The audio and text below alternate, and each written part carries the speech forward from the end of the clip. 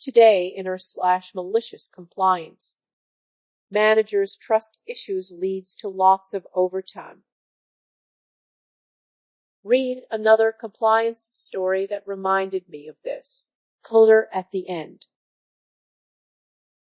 Back in the early 2000s, I was working as a government contractor to a military client.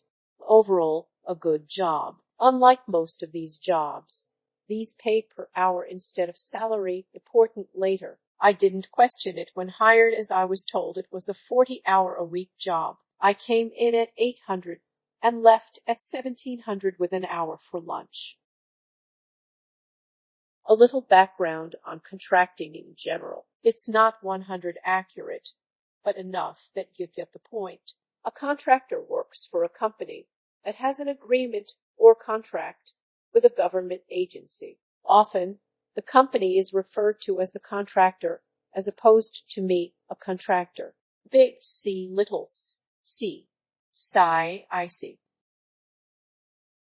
The contractor has a manager, my boss, who works closely with the government representative, aka the person responsible for overseeing the contractor to ensure everything gets done.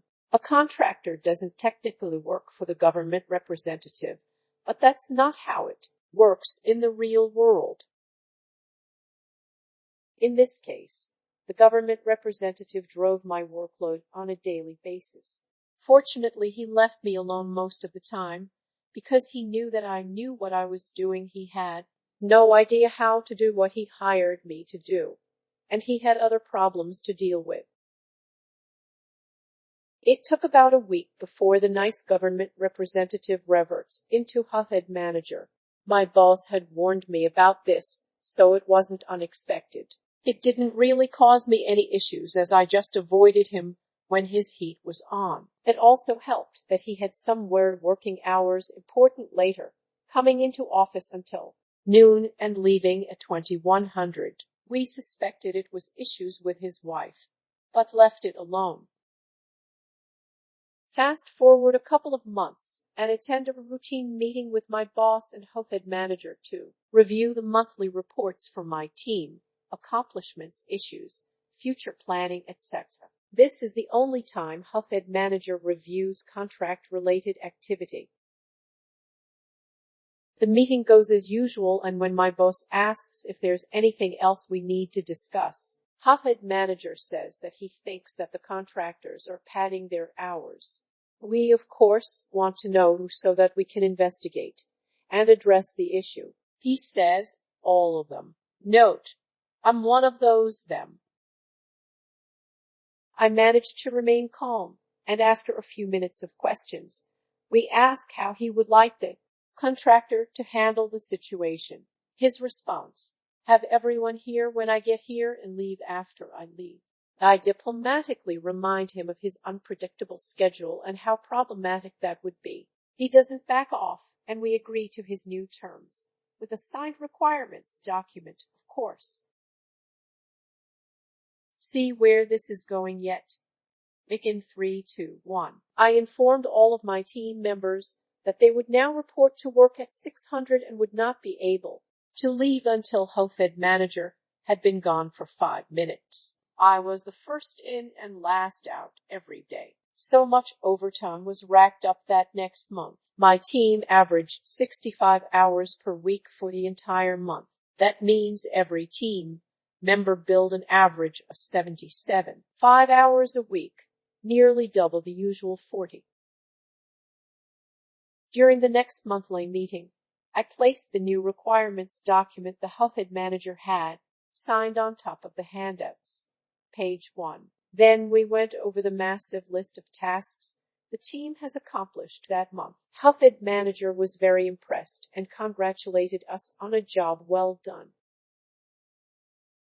Then we turned the page to monthly costs, and head went nuclear. My boss and I sat through a 10-minute rampage. Papers thrown, stomping out of the room, incoherent screaming. Once he calmed down and was a shade of red that we humans have a name for, he asked who authorized all the overtime.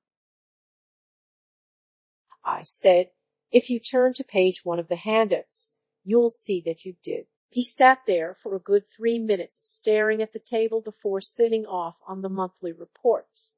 He said nothing. The new requirements were rescinded that afternoon.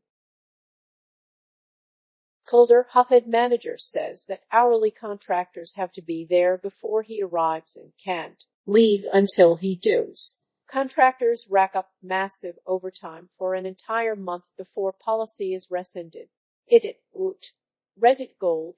Thank you, kind stranger. Now for the homework portion, as I have to figure out what it's for. Edit. For clarification, Huffhead's schedule was erratic, and he never told anyone, even his second in command. All we knew was that he never came in before 630, so we came in at 600 to comply with being there before him. This next one is entitled, Thanks for telling me I did something wrong. Not sure whether this fits better here on Chalice from it, or other likewise sub, but always wanted to post something here, so I'll let you guys be the judge. I work on its security, basically granting revoking access to software people, designing access profiles, that sort of stuff. As I believe is no different anywhere, you need to put up a ticket with adequate approval to be granted access to access something within corporate systems. So my job consists in getting ticket, checking for approvals, assigning access, closing ticket. Monkey job 101 to some extent. So I get this ticket from user named Girlon.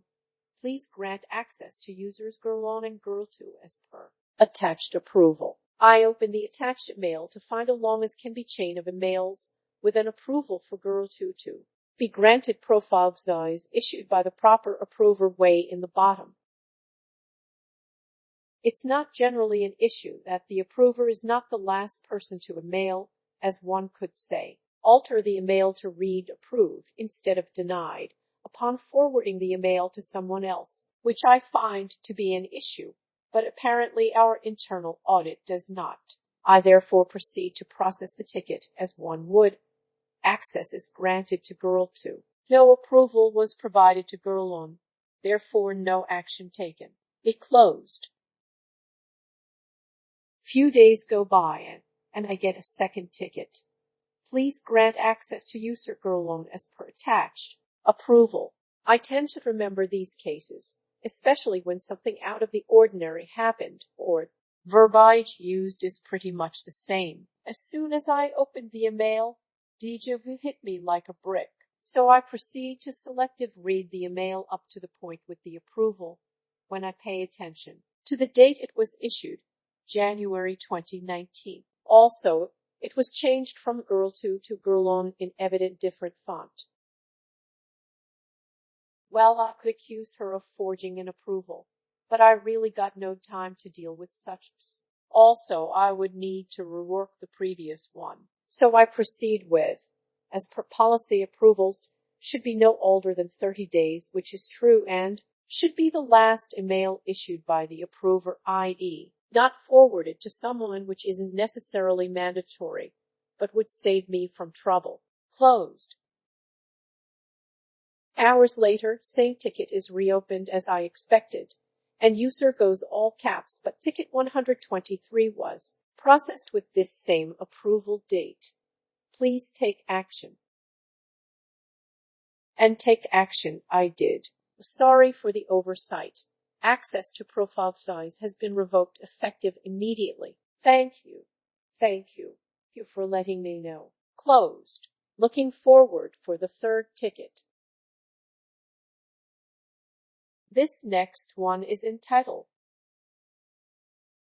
Told me to sell cigarettes, so sold cigarettes. I worked at a gas station, so we sold cigarettes, like a ton. People told me we have the cheapest, so I think that's why.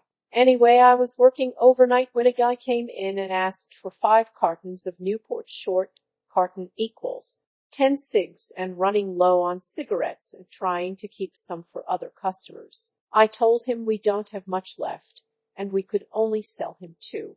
He agreed and walked out. Had to do this a few times. I don't know where, but someone called it in and complained that I did not sell them 5 cartons. This never got brought until I got in trouble a few months after.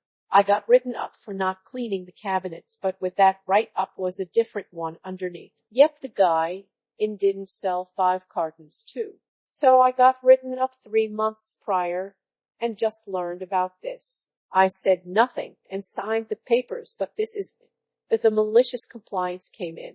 No matter how many customers asked for, I always delivered. 6 cartons, no problem. The manager noticed how low we were on cigarettes when she tried to stock. We were cigarette empty for days until the truck came in and we had to tell customers that we didn't carry any, and the next day a meeting was set up and they told us, if you like you're selling them too much, tell them you have fewer or none at all. Guy walks up the next day asking for 7 cartons. I don't think that's too much. Sorry for bad formatting, I'm on mobile. Thanks for listening. Don't forget to like, subscribe, smash the bell, and whatever else our YouTube overlords require nowadays.